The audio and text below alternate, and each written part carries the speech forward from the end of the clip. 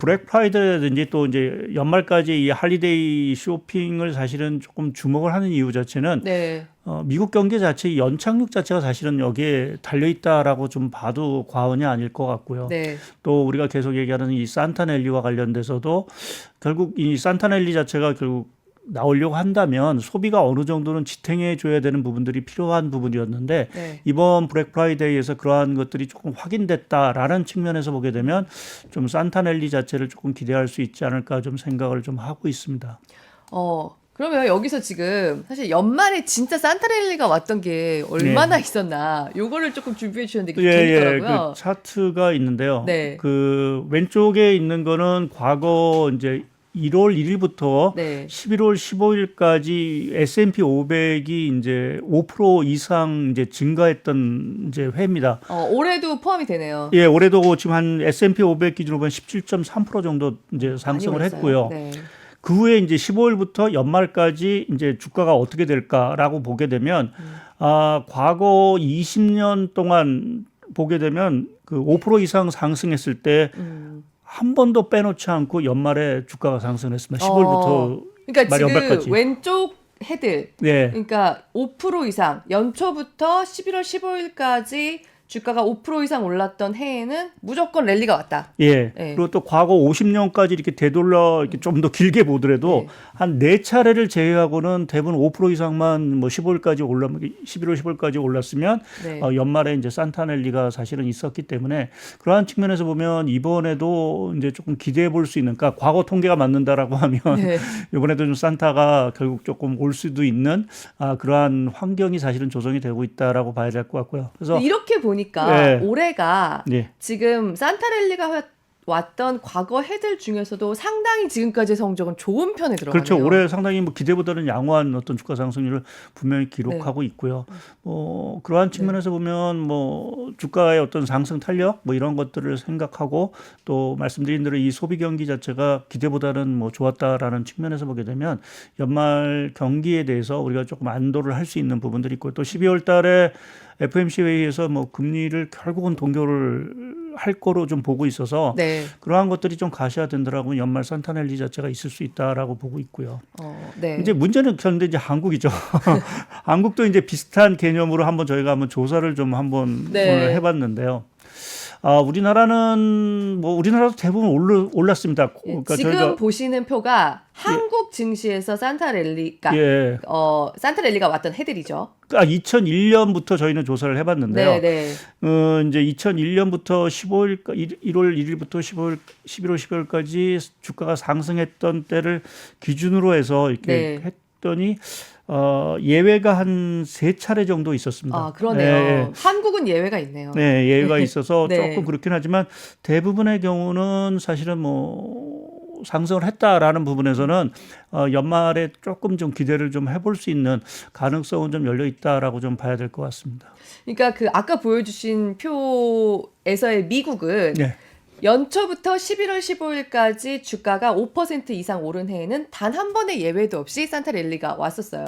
지금 다시 표를 보여드리고 있는데요. 그래서 올해도 완만한 수준이 될지언정 12월까지 계속해서 아까 초반에도 말씀드렸지만 소심 랠리 정도는 좀 기대할 수 있을 것 같다. 여러 가지 상황상 그랬는데 우리나라를 비견해서 보니까 우리나라는 2001년 이후로를 봤더니 실제로 연초부터 지금까지 주가가 5% 이상 올랐던 해들 중에 산타렐리가 오지 못했던 해도 있습니다. 미국과 달리 예외인 해들이 있었죠. 그게 2021년, 2017년, 그리고 2007년인데 과연 올해는 어떨까라고 봤을 때 일단 15일 이후 24일까지의 수익률은 0.3이 더 오르기는 했다. 거의 보합권이 있죠.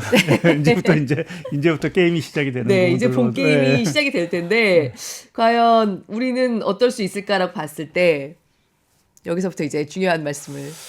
올해 사실은 조금 이제 강하게 좀 뭐 미국은 좀 그래도 산타넬리가 있을 것 같다라는 좀 뭐 확률이 좀 높다라고 말씀을 좀 드릴 수 있는데 국내는 사실은 그러한 측면에서 보게 되면 조금은 확률이 좀 낮을 수 있는 부분들이 있고요.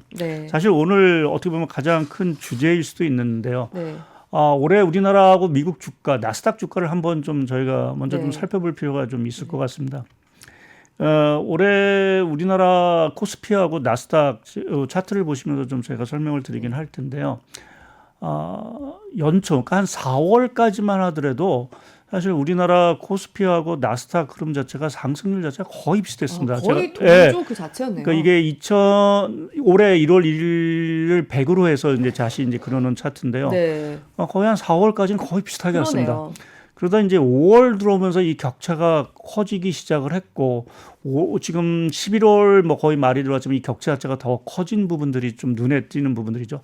흐름은 같은데 네. 갈수록 격차가 이제 벌어지는 이러한 모습을 좀 보이고 있습니다. 그러면 왜 한국과 미국 증시는 저렇게 뭐 동조하는 되는 것 같은데 네. 이 격차는 벌어질까라는 부분을 좀 생각해 보면 첫 번째 왜 하반기 들어와서 저 격차가 벌어졌냐라는 부분에서 가장 중요한 거는 저 개인적으로는 두 가지 보면 중국 리스크가 하나 있었던 것 같고요. 네. 그러니까 우리나라 아무래도 중국의 그 부진의 영향이 상당 부분 경기라든지 뭐 네. 금융시장의 부진의 영향이 있었던 부분들인 것 같고 또 한 가지는 뭐 이건 결국 펀더멘탈 문제죠. 미국하고 우리나라 성장률 격차가 워낙 벌어졌다는 네. 거죠. 그러니까 미국은 3분기에 전기비 연율 거의 뭐 5%대 성장을 했고 네. 우리나라는 전기비 기준 0.6이니까 그걸 뭐 한 4배 정도 하면 한 2.4%. 그러니까 한 네. 거의 절반 정도밖에 사실 성장을 하지 못했다라는 부분 자체가 기본적으로는 저 성장률의 그 수익률의 어떤 격차를 좀 벌어지게 한 부분들인 것 같고요. 네. 그리고 무엇보다 중요한 게 사실은 이제 주가가 이렇게 강하게 가려고 하면 이제 주도주가 뭐 또 네. 주도 섹터가 사실은 있어야 되는데 네. 그 부분에서 미국은 있었고 우리는 없었다라는 부분 자체가 좀 가장 큰 차이인 것 같습니다. 네. 그러니까 최근에 들어와서 이제 미국의 저 나스닥 랠리를 사실은 주도하고 있는 것이 이제 매그니피션트 세븐이라는 네. 이제 요새 많이들 이제 들으셨을 텐데 뭐 우리가 잘 알고 있는 그 미국의 빅테크 7개 종목들, 그러니까 애플, 마이크로소프트, 아마존, 알파벳, 엔비디아, 테슬라, 그리고 메타. 네. 이 7개의 그 종목 자체가 워낙 지금 강한 랠리를 좀 보이고 있습니다. 뭐 실적도 좋고. 그래서 이게 보면은 그 S&P 500에서 한때는 뭐 그 2019년만 해도 시가총액이 한 15% 정도, 전체 S&P 15%밖에 안 됐는데 지금은 시가총액에서 거의 한 30%를 차지하고 있습니다. 네. 그만큼 이제 강하게 이제 미국 주식을 끌고 있다라는 부분 자체가 기본적으로는 미국 증시의 어떤 강한 상승 모멘텀을 사실은 이끌고 있다라고 좀 봐야 될 것 같고요. 네. 제가 그래서 뭐 시가총액 추이를 조금 잠깐 뭐 오늘 준비한 차트를 좀 갖고 보여드리면 네. 말씀드린 대로 지금 19년에 보게 되면 한 15% S&P 500 기준으로 보게 되면 매그니피션트 세븐의 시가 표정이 한 15%밖에 안 됐습니다. 근데 지금 보게 되면 30% 가까이 되는 상황이죠. 물론 이거를 이제 과도하게 너무 올랐다라고 이제 얘기하시는 분도 분명히 있을 수 있긴 네. 하지만 저 개인적으로는 사실은 이거는 이렇게 과도하다고 보지 않는 뭐 중요한 네. 이유 자체 하나가 보면 뭐 우리가 뭐 이익이라든지 뭐 이러한 흐름도 있지만 미국의 그 경제라든지 산업 구조 자체가 상당히 변화되고 있다라는 부분을 네. 저희가 주목을 할 필요가 있고요. 그래서 관련해서 저희가 좀 주목을 하는 게 미국의 그 투자와 관련된 부분들인데요. 지금 미국의 그 GDP 상에서 보게 되면 우리가 보면 고정 투자 항목이 있습니다. 네. 그 고정 투자 항목에서 또 이렇게 나눠보게 되면 우리가 잘 알고 있는 이제 설비 투자라는 부분들이 있죠. 이제 우리가 네. 공장이라든지 기계를 이제 하는 부분. 그리고 또 한 항목 자체가 이 지식 재산 생산물 투자. 지금 차트에도 나오고 있는 파란색 차트인데요. 네. 저건 이제 소프트웨어 개발이라든지 R&D 뭐 이런 투자를 얘기하는데 차트를 보시면 알겠지만 이게 2019년 그러니까 팬데믹 직전부터 해서 이게 GDP 대비 비중이 역전이 됐습니다. 네. 그러니까 설비 투자 비중 자체는 전체적으로 늘어나지 않고 있는 반면에 우리가 얘기하고 있는 이 디지털과 관련된 이 지식 재산 생산물 투자 우리가 소위 말해서 이제 무형자산 투자가 되겠죠. 네. 이 부분의 비중 자체가 이제 급격히 올라가고 있다. 그러니까 미국의 산업 구조 자체가 상당히 변화되고 있다라는 부분 자체가 앞서 보여드린 매그니피션트 세븐이 그렇게 강하게 갈 수밖에 없는 흐름으로 봐야 될 것 같고요.